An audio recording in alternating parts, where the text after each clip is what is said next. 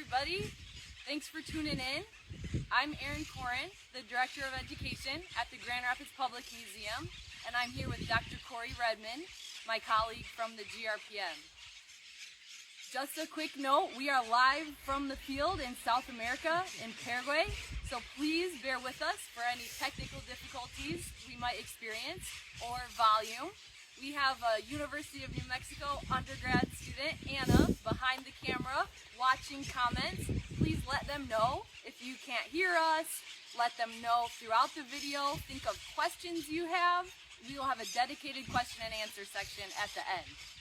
But super excited to bring you in with us today for our field work. We are here on the property of Hernan Arreglada, the owner of this ranch, this estancia called Sombrero Jovi. That name means blue hat. It's a mix of both Spanish and Guarani, the two official languages here in Paraguay. And we're here again to show you a little glimpse of our paleontology research project, Future Fossils on Fans, where we're studying the Pilcomayo Megafan River here in this beautiful country. We've spent a week or so over near the apex, or the start of this Megafan River in Pozo Hondo. Today we are in General Diaz, the end of one of the fan fingers where that deposits, like the end of where it deposits water and sediment and bones. We are going to show you a little bit about Dr. Cory Redman, my colleague at the museum, his area of expertise. We're going to show you some steps of his research method, and we're really excited to answer questions from you at the end. As a reminder, this research project that the museum is part of is a long-term, we're hoping for maybe 10 years, a long-term and a multinational research project. So it's spearheaded by the project lead, Dr. Jason Moore of the University of New Mexico, the Department of Earth and Planetary Science, and the Honors College. The museum is a collaborator, and another key collaborator is FACEN, a Faculty of Exact and Natural Sciences in the university, the National University in Asunción in Paraguay.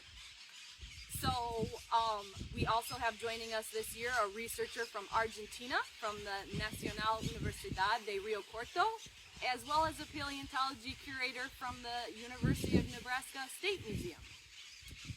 So I'm going to, if you don't already know Dr. Cory Redman, I want to ask him to introduce yourself. Tell us your title and how long you've been with the GRPM.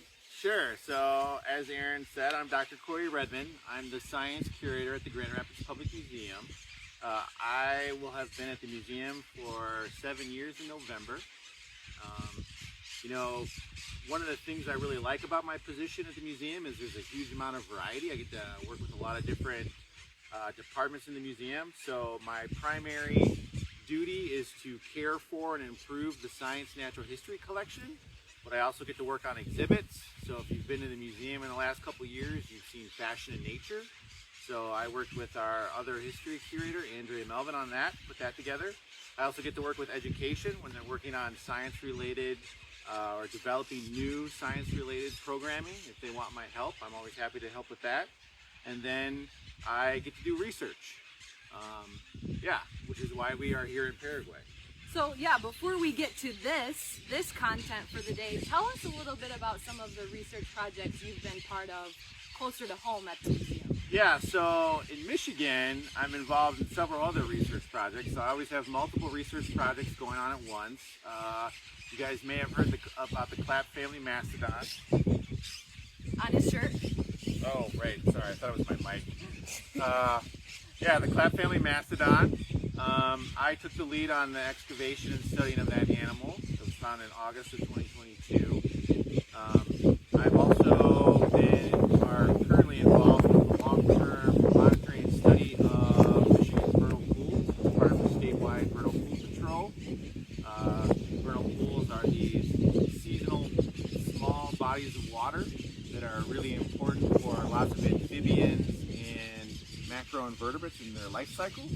And then I've done some fossil collecting in Michigan itself. Went up by Rogers City, visiting some of the quarries up there to collect marine invertebrates in order to add to and expand the science collection. Awesome. So how did you get involved? How did the GRPM get involved with this Future Fossils on Fans project in Paraguay? Yeah, so I've been a collaborator with Dr. Jason Moore at the University of New Mexico for many, many years.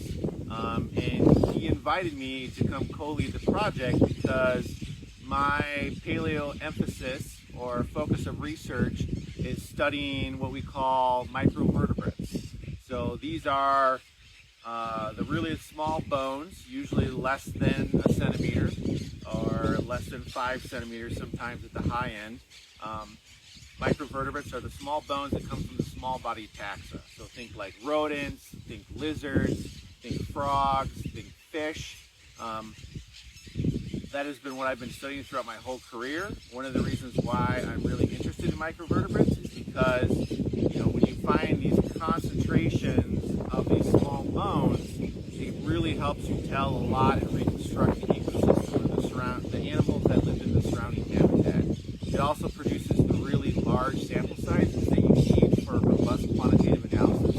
So not only do you get a diversity of taxa, you're capturing both the small animals and the really large animals, because even large animals have small bones. You're getting a large sample size for analysis, and so that's great. So it's been the focus of my research since I started as a paleontologist. Modern bones. And so the theme we've been saying to explain it is we are studying the present to better understand the past, is a good way to think of it. And so in a moment, we're going to kind of Dr. Redman's going to walk us through kind of what it looks like to study microsites. But before we get there, can you tell us, we're really proud at the Grand Rapids Public Museum that you were part of a first discovery related to microsites. Tell us more about that. Yeah, so as Erin mentioned, the reason we're in Paraguay is because we're studying a specific type of river system called a megafan. And in this case, we're studying the Pilcomayo megafan river system. And the hypothesis is that megafan rivers are the depositional environment that you see in the rock record in deep time when you're finding fossils. The type of river systems that we have in North America, like the Mississippi or the Missouri or the Grand River, are tributaries. So it's a total different type of river. And Jason and our hypothesis is megafans are the dominant depositional river system. And so we wanted to come study a modern one. And the Pilcomayo megafan is the biggest megafan in the world. And so we're looking at modern bone across the different parts of the landscape, the river system, to look at how does it preserve compared to what we see in the fossils. So Jason invited me along. To the best of our knowledge, no one has ever found a modern microvertebrate locality in a river system. And I was fortunate enough in my first year of the project, 2023, I found one. But more importantly, because it was, of course, at the very end of the field season, so I didn't have time to do a lot of, test sampling. The following year, I found a second one. So what we've been doing is we've been going through and looking for other potential sites, doing test sampling to see if we can't find more of these microvertebrates. Now that we've found a couple over the last 2 years, I've been working with our Paraguayan colleagues to apply for the permitting so we can do kind of bulk sampling, bulk collecting, and really study what are we pulling out of the, what fauna is represented. Just our very kind of preliminary look at it, what we've been doing our test bags is it seems that all the major taxa are represented. So we get our mammals, we have our fish, we have our lizards, we have our amphibians, we have our caiman, which is basically our crocodiles. Mm-hmm. Super exciting. I think that's a fun part of science, right? When you can be the first, potentially, as far as the first to discover something, and then add that knowledge to the professional scientific community. Yeah, it was really exciting the first year, and then I was even more excited the second year because you never know if it's just a one-off and you just got lucky for some reason. So it was really nice to kind of confirm that, and so this year I've been digging a lot of holes, trying to find more sites, doing the test sampling so we can go back once we get the permitting and do the really big bulk sampling so we can get that large sample size that we need for our quantitative analysis. Cool. without further ado, will you tell us a little bit about what your process is? What are the steps to try to do this work? Yeah, so we're going to spend most of the time just showing you the various steps that we use to try to recover these microvertebrates. So this is modern bone, but we apply the same technique that we use in the fossil records. So microvertebrate fossil localities are very common in, or can be very common in the terrestrial rock record, especially in river systems. And so we basically are just reproducing the way they process it, but with looking at modern. So the first thing you do is, well, you dig a hole and you try to find a profile that looks very similar to microsites that you find in the fossil record. So typically the layers that I'm looking for are usually pretty thin, and for lack of a better scientific term, they're really junky. So they're poorly sorted. They usually have pretty coarser sand size, but in that sand size they'll have some concretions, or they'll have some clay clasts, usually a lot of organic matter. So think critically, what does that look like in the present day? Super cool. Yeah, so I've been digging a lot of holes and washing a lot of dirt in a very, very simplified summary. But we have some test bag of matrix. Well, that's what we call the sediment that we're basically test sampling. Fill up one of these. Typically it holds anywhere between 100 to 150 pounds, or about, volume-wise, about 10 to 5-gallon buckets worth. So here we have our test sample. This is a potential layer. I don't know if it's going to produce, right? So we're just looking. You take a small handful of it, and in the water we have these screens. Let me put this down. So we use 3 stacked screens, and they're of different sizes. So the coarsest screen is on the top, and then we just get finer and finer. And like Erin pointed out, we're basically just using the same technique that we use for fossil microsites, but we're trying to apply it to the modern. So we have our 3 stacked screens. We make sure that they're stacked appropriately, because sometimes that happens. We take a small handful of matrix. We kind of help it separate it. Then take a little bit more. This stuff we've been screening all day. This stuff has been breaking down pretty well. And so you can see that's the start, right? And what we're trying to do is we're trying to eliminate or wash away as much of what we call the matrix, the soil, the sand, the clay, the silt, and concentrate any potential bone that we find, right? Keep in mind we're just test sampling, so we just take small amounts. Once the matrix is in the screen, we just kind of gently agitate it. We just kind of move the screens back and forth, little elbow grease. And so even with this one, which has a little bit more clay, that's what you're seeing there is kind of those clay chunks. It's already reducing even in a short period of time. And yeah, so we just sit here and in the sun or the shade, depending on where we can get our water, and we process the whole sample, the whole bag of matrix. And this is just the first step. So we've done our test bulk sampling. We've picked a horizon, and we're like, oh, this looks good. This might have some microvertebrate bone. And then we spend some time washing the dirt that we collected. So I'm not going to continue this the whole way, but I'm going to show you we have some stuff already set up that has already been washed. So I'm going to take you over there. So if you come over here, once we have sufficiently kind of washed the matrix, the screens will begin to fill up, right? Some of it's just not going to wash away. Hopefully there's bone in it, but you can see we have our coarse, we have our medium, and we have our fine. We let them dry a little bit, and then we lay them out on a tarp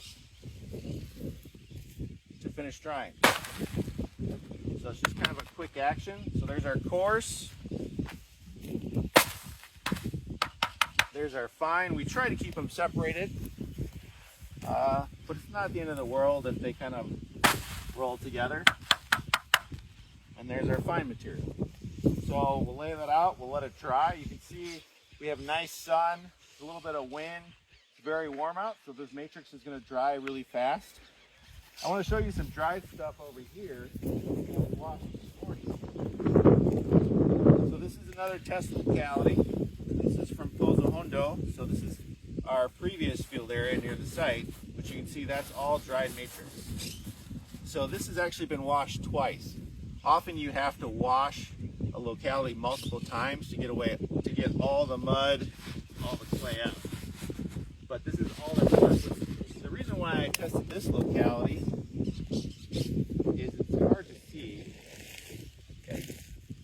But in the course, you see that white that's blowing away. That is shell. So you got lots of shell material, lots of little, think of them as like land snails, gastropods, garden snails. Sometimes, a lot of times with fossil microsites, you find a lot of shell material in it too. So that was one of the reasons why I wanted to bulk sample and test this site. Haven't had a chance to look at this one under a microscope yet. You got to make sure it's fully dry before you look at it underneath the microscope to try to find the bone. Yeah. So we're going to walk over. We have one of the University of New Mexico undergrads that's actually doing some picking.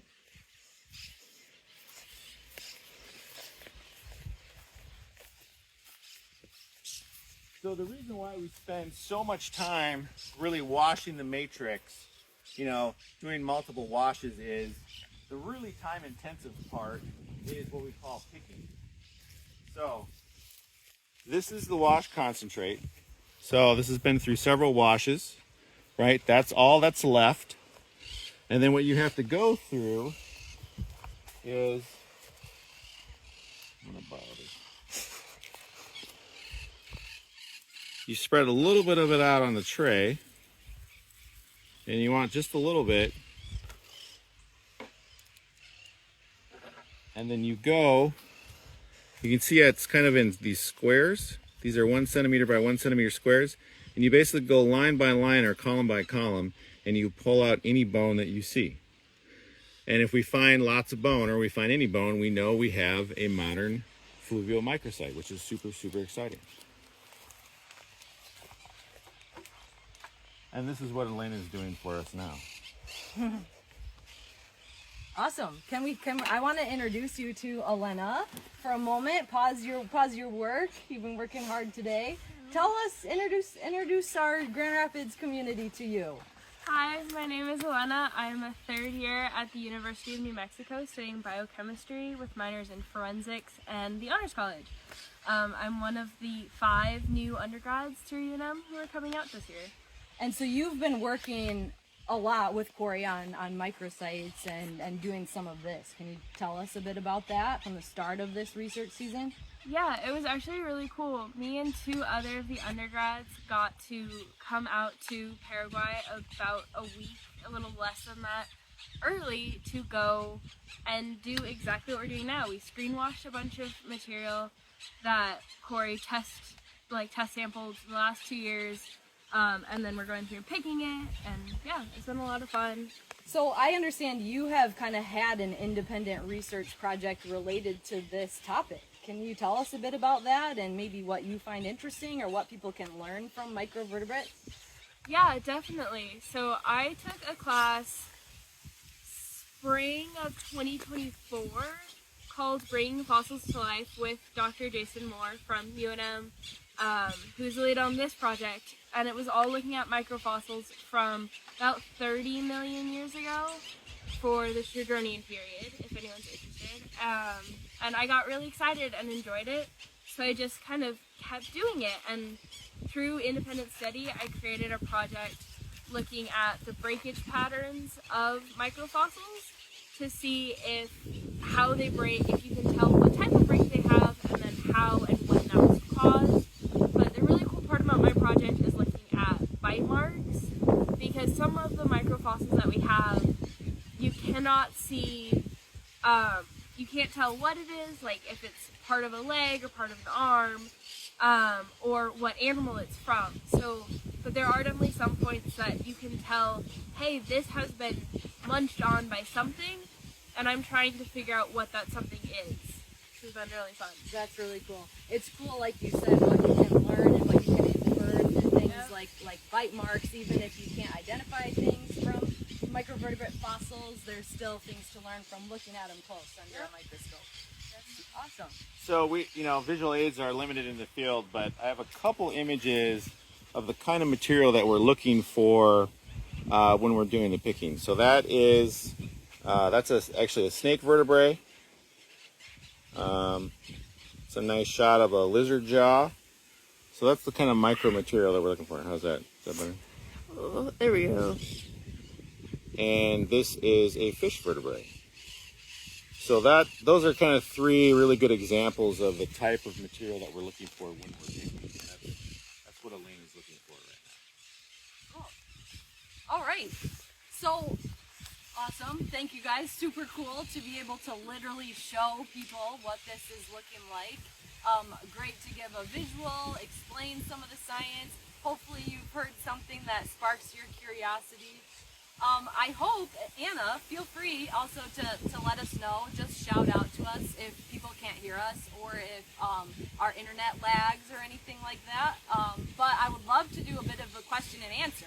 We have a few moments for it. Do we have any questions from the audience? We do. So, first question, a couple people actually asked us, so thank you guys for giving us plenty of fun questions to answer. People were wondering, what are the most interesting things that you guys have found at microsites?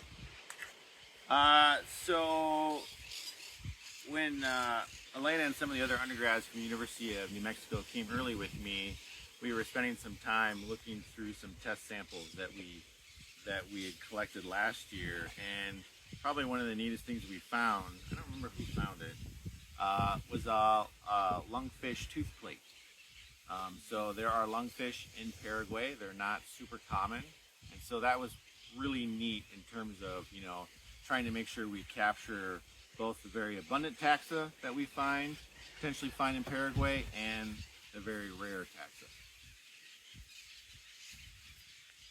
Yeah, I think there are a lot of things that are really cool about microsites and microvertebrates. One thing that we found a lot of over here is like pieces of jaw. Mostly Anna found those, but some of them were really cool. All right, let's see. Next up, people are wondering, Cory, what did you write your thesis on for your PhD, and how does that connect with your work?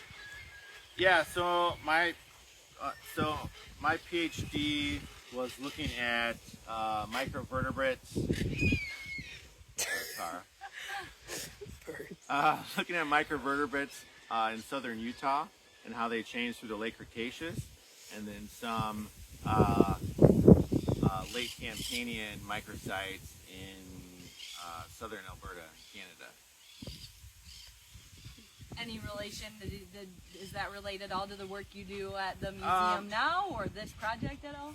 So it is, in fact, applying the same methodology. I mean, when we look at those kind of fossil deposits, Jason and I have talked about this a lot at length, is we think that, they are very good representations potentially of megafan deposits.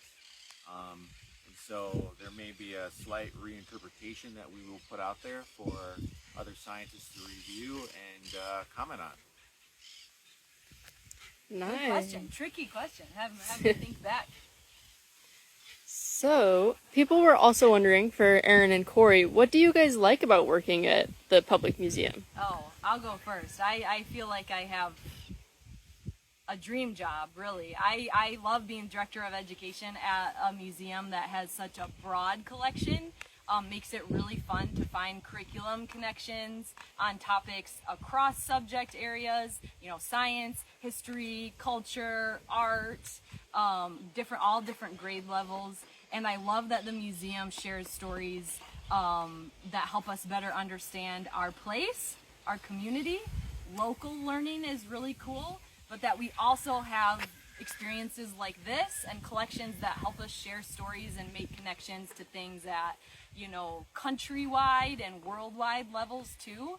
So I also love just being able to do this, being able to work at a museum that values education and outreach so much, to know that we're part of inspiring and uplifting young learners to become the next generation of scientists and historians. So I love it. I love the variety of collections, variety of experiences, and how much we're able to focus on educational programming and resources.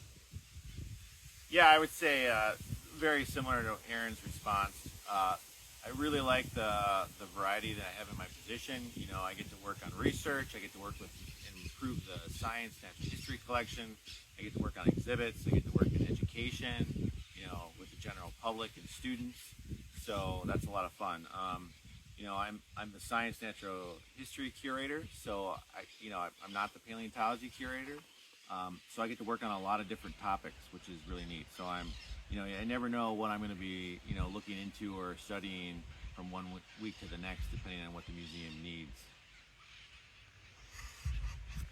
Any other questions, Anna, for us? We might have time for one more if there was. Feel free to drop any, guys. We will answer basically anything. Anything you are curious about field work or science in general, let us know.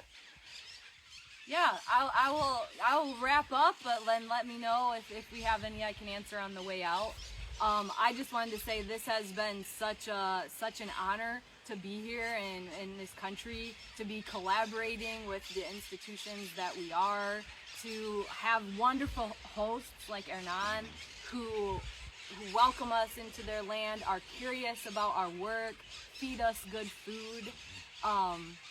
As Director of Education, I think that there's so much I'm excited to bring back to our community. I wanted to mention, for anybody who hasn't yet checked out, we have a webpage about this research project, grpm.org/Paraguay, which is a great overview of the science. I also really like that we have shared poster PDFs that the scientists from this project have shared at paleontology conferences. It's a really cool way of showing people how things are communicated in the scientific community and how this work is being translated out into the paleontology community at large. Our Instagram has archived some cool content on posts and reels and a story highlight about this work as a way of showing what do days researching outside look like? What tools do we have? What methods are we using? What advice do the people on our team have for someone who might be interested? And then I'm really looking forward to bringing back this upcoming school year things like hands-on simulations of this work. Dr. Redman and I have a working prototype of a really fun program idea to engage young people in this type of thing.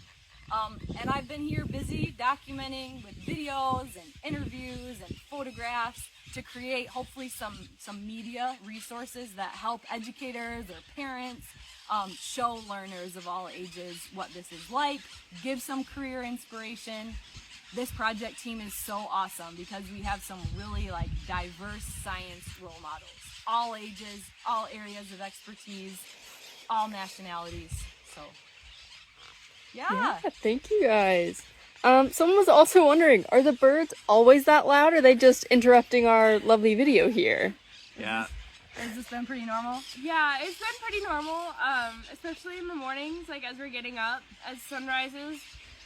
They've been pretty loud all day today, but yeah, and these it are helps. monk parrots. You hear vague noises coming from that tree.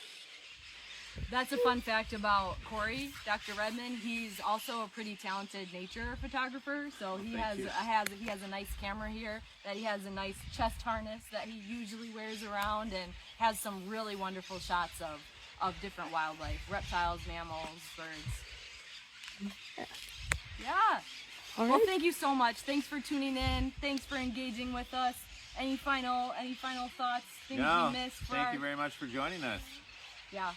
All right. Bye. See you guys later.